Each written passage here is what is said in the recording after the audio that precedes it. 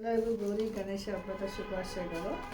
ಈ ಸ್ವರ್ಣಗೌರಿ ವ್ರತಕ್ಕೆ ಮರದ ಬಾಗಿನ ಕೊಡೋದ್ರ ಬಗ್ಗೆ ನಾನು ನಿಮಗೆ ಸ್ವಲ್ಪ ವಿವರವಾಗಿ ಹೇಳ್ಕೊಡ್ತೀನಿ. ಇಲ್ಲಿ ಒಣ ಅಕ್ಕಿ ತಕ್ಕೊಳ್ಳಿ. ಅದಾದಮೇಲೆ ಗಂಗಾ ಜಲದಿಂದ ಈ ಥರ ಶುದ್ಧಿ ಮಾಡ್ಕೊಳ್ಳಿ. ಅದಾದಮೇಲೆ ಅರಿಶಿನ ನೀರು ಕಲಿಸ್ಕೊಂಡು ಕಾಟನ್ನಿಂದ ಈ ಥರ ಹಚ್ಕೊತ ಬರಬೇಕು.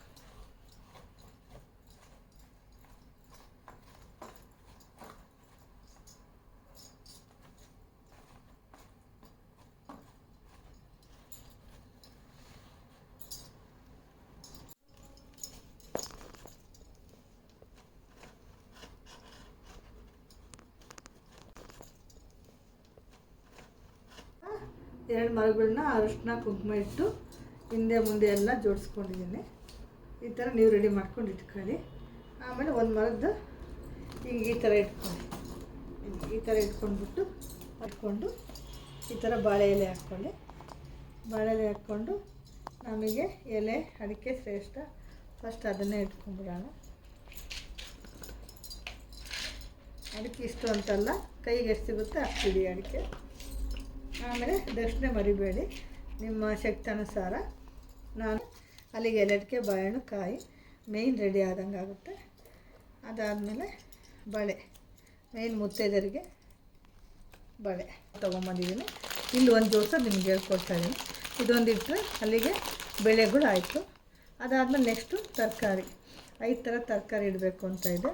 ಅದಕ್ಕೆ ನಾನಿಲ್ಲಿ ಅನುಕೂಲ ಆಗಂಗೆ ಮರಕ್ಕೆ ಸಟ್ಟ ಹಾಗೆ ಕ್ಯಾರೆಟು, ಬೆಂಡೆಕಾಯಿ, ಎರಡು ಬದನೆಕಾಯಿ, ಸೌತೆಕಾಯಿ ಇಂಪಾರ್ಟೆಂಟು, ಅದು ಮರೆಯಂಗೆ ಇಲ್ಲ. ಒಂದು ಸೌತೆಕಾಯಿ ಇಡಬೇಕು. ಅದಾದಮೇಲೆ ಫ್ರೂಟು 2 ಇರ್ಬೋದು, 5 ಥರನಾದರೂ ಇರ್ಬೋದು. ನಾನು ಎಷ್ಟಾಗುತ್ತೆ ಅಷ್ಟು ಒಂದು 5 ಥರನೇ ಇಟ್ಟಿದ್ದೀನಿ. ಇದೊಂದು ಫ್ರೂಟು,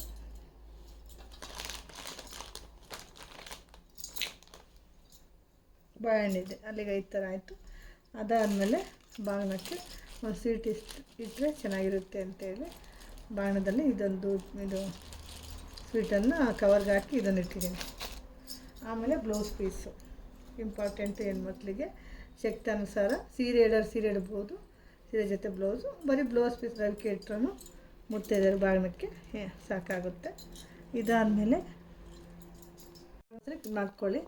ಬಳೆ, ದಕ್ಷಿಣೆ, ಬಾಳೆಹಣ್ಣು, ಕಾಯಿ, ತರಕಾರಿ, ಹಣ್ಣು, ಬೇಳೆಕಾಳುಗಳು, ಬ್ಲೌಸ್ ಪೀಸು ಎಲ್ಲ ಜೋಡಿಸಿದ ಮೇಲೆ ಇನ್ನೊಂದು ಮರ ತೊಗೊಂಡು ಈ ಥರ ರಿವರ್ಸು ಮುಚ್ಕೋಬೇಕು. ಮಧ್ಯೆ ಒಂದು ದಾರ ಹಾಕಿ ನಾವು 2 ಮರಗಳು ಸೇರಿಸಿ ಬಾಗಿನ ಕಟ್ಕೊಳ್ಳೋದು.